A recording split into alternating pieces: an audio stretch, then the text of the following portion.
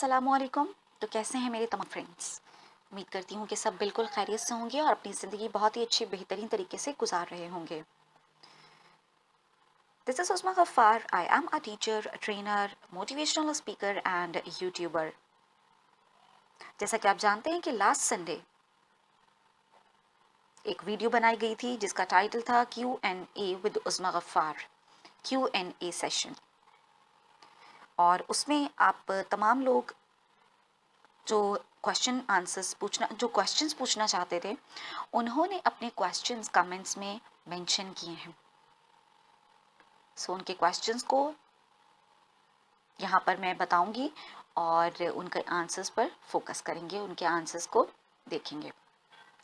So without wasting a single minute, let's move towards the answers of given question. सबसे पहला question पूछा गया है डेक्सर मेंटो के जरिए से, और उनका क्वेश्चन था, he said that he asked, what can I do when I see I have been deprived in my workplace? I feel very much disappointed in and get frustrated. I got no interest on my job anymore. Mr. Daxamento, according to me, first you need to ask from yourself that what are the reasons for deprived. सबसे पहले आपको खुद से ये पूछना है कि ऐसी क्या वजूहात हैं जो आपको खुद डिप्राइव्ड, महरूम महसूस कर रहे हो।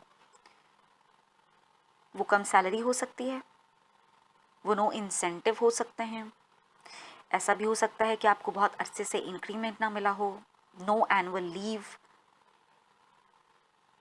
या ये भी हो सकता है कि आपको आप ही की कंपनी में कोई वैल्यू नहीं दी जा रही हो, आपको वो रिस्पेक्ट ना मिलती हो जो आप डिज़र्व करते हैं। और ऐसी कई एक वजूहात हो सकती हैं जिनकी वजह से आप खुद को डिप्राइव्ड महसूस करते हो। तो सबसे पहले तो आपको खुद से ये पूछना है कि वो कौन कौन से रीजंस हैं और फिर उन्हें लिख लीजिए। फिर आपने ये मेंशन किया है कि आप इन सब चीज़ों को लेकर मायूस हो जाते हैं और फिर आपका काम में भी दिल नहीं लगता। अब दूसरी चीज़ जो आपको देखनी है वो ये है कि ऐसा क्योंकि आप ही के साथ ये रवैया।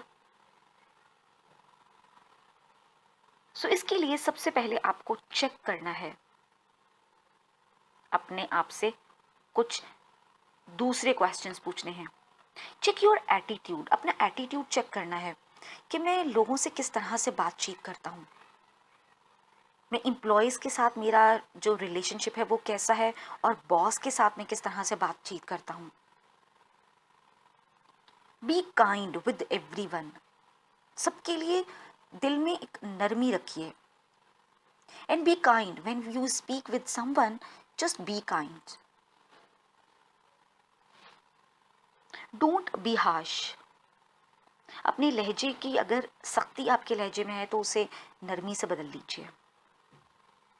गिव रिस्पेक्ट टू अदर्स, कहते हैं कि अगर आप चाहते हो कि आपको कोई चीज़ मिले तो पहले वो चीज़ आप दूसरे को दे। फॉर एग्जाम्पल, अगर आप चाहते हो कि आपकी इज्जत की जाए तो पहले आप इज्जत करो। अगर आप चाहते हो कि आपके पास बहुत सी नेमतें आएँ तो पहले आप उन नेमतों का शुक्र अदा करो। So give respect to others, दूसरों को रिस्पेक्ट दीजिए। The next thing is see this situation as a challenge. अब ये जो आपके पास सिचुएशन इस टाइम मौजूद है जिसे आप फेस कर रहे हो, उसे एज अ चैलेंज लीजिए।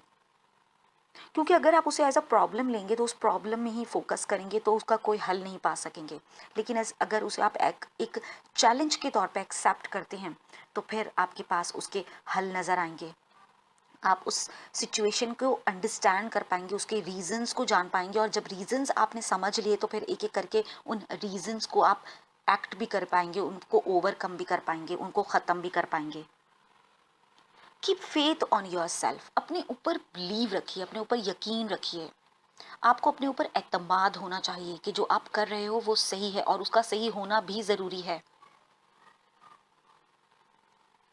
So keep faith on your self, अपने ऊपर यकीन रखिए। कि टाइम कभी एक सा नहीं रहता, उसे तब्दील किया जा सकता है। कैसे? जो चीज़ें अभी बताई गई हैं उन पर अमल करके। And the next thing is keep faith on Allah. और ये बात हमेशा जहन में रखिए कि ये जॉब जो आपको मिला है, इसमें आपकी क्वालिफिकेशन, आपका एक्सपीरियंस जो भी शामिल था वो था, लेकिन ये मिला है आपको अल्लाह की वजह से। सो जब अल्लाह ताला आपको ये जॉब दे सकता है तो आपको इससे 1000 गुना अच्छी जॉब भी मिल सकती है और इसी जॉब को 1000 गुना बेहतर भी अल्लाह ताला कर सकता है। So feed on yourself and then feed on Allah. Allah पर यकीन ज़रूर रखिए, अल्लाह पर एतमाद ज़रूर रखिए। अल्लाह पर आपका यकीन जितना ज़्यादा पुख्ता होगा उतना ही ज़्यादा आप अपने आप को इनर सेटिस्फाइड फील करेंगे। क्योंकि सिचुएशंस बहुत सी ऐसी होती हैं जो आपके अपने कंट्रोल में नहीं होती, लेकिन आपके कंट्रोल में जो एक चीज़ है वो है आपका रिस्पॉन्स, कि आपने उस सिचुएशन को लिया कैसे। इसके बाद अगर सॉल्यूशन की एक और बात की जाए तो एक सॉल्यूशन आपके पास ये भी है कि लेफ्ट जॉब और डू जॉब विद हैप्पीनेस। एक टाइम था कि जब मेरे पास ये ऑप्शन था कि मैं जॉब छोड़ दूं या फिर जॉब करती रहूं, लेकिन खुशी के साथ। तो मैंने चूज़ किया कि मैं जॉब करती रहूं खुशी के साथ। और फिर जब उस ऑप्शन को मैंने चूज़ किया तो मेरा एक एक लम्हा जॉब का बहुत खुशगवार हो गया और मेरे लिए बहुत आसान हो गया। तो अपने इस एक्सपीरियंस के ज़रिए से मैं आपको ये कहना चाहूँगी कि आप ने देखा होगा अक्सर लोगों को कि जो वो जॉब भी कर रहे हैं और रोते भी रहते हैं। हज़ारों मसाइल हैं जिनका वो सामना करते हैं और उन पर वो रोते रहते हैं, लेकिन जॉब छोड़ते नहीं हैं। सो बेहतर ये है कि या तो जॉब छोड़ दी जाए या फिर रोना छोड़ दिया जाए। सो अगर आप इसी सिचुएशन को फेस कर रहे हो तो आपके पास है एक ऑप्शन, या तो जाने दो या फिर चूज़ कर लो खुशी के साथ। खुश होके अब अपने आप से एक बात कह दें कि अगर मैं काम करूँगा, मैं ये जॉब करूँगा तो खुश होकर करूँगा, और फिर आप देखोगे कि वही काम जो आप पहले तकलीफ के साथ कर रहे थे अब वो आप के लिए मज़ेदार बन गया। अब आपको उसमें दिल भी लग रहा है और आप इंटरेस्ट लेके काम कर रहे हो, इंजॉय करके काम कर रहे हो। वो काम आपके लिए काम नहीं रहा, बल्कि एक इंजॉयमेंटेबल चीज़ बन चुका है, एक अच्छी चीज़ बन चुका है जो आपको खुशी देती है और अंदर से पुरसकून और पुरइत्मीनान भी हो। सो उम्मीद करती हूँ कि आपका जो मसला था, आपका जो प्रॉब्लम था, उसका आपको हल मिल गया होगा। आपका जो क्वेश्चन था, उसका सॉल्यूशन आपको मिल गया होगा और आप इसे अपने ज़िंदगी में अप्लाई करने की कोशिश ज़रूर करोगे।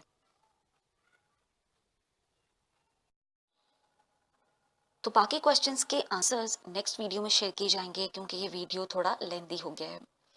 सो उम्मीद करती हूँ कि आपको ये वीडियो पसंद आया होगा। If yes give Thums up. और अगर आप भी इन्हीं मसाइल का शिकार हैं, आप भी इन्हीं मसाइल का शिकार हैं और इन्हीं मसाइल को फेस कर रहे हैं, तो फिर इनका हल आपको आज बता दिया गया है। अपनी ज़िंदगी में उन्हें अप्लाई कर लीजिए और इन चैलेंजेस का सामना कीजिए।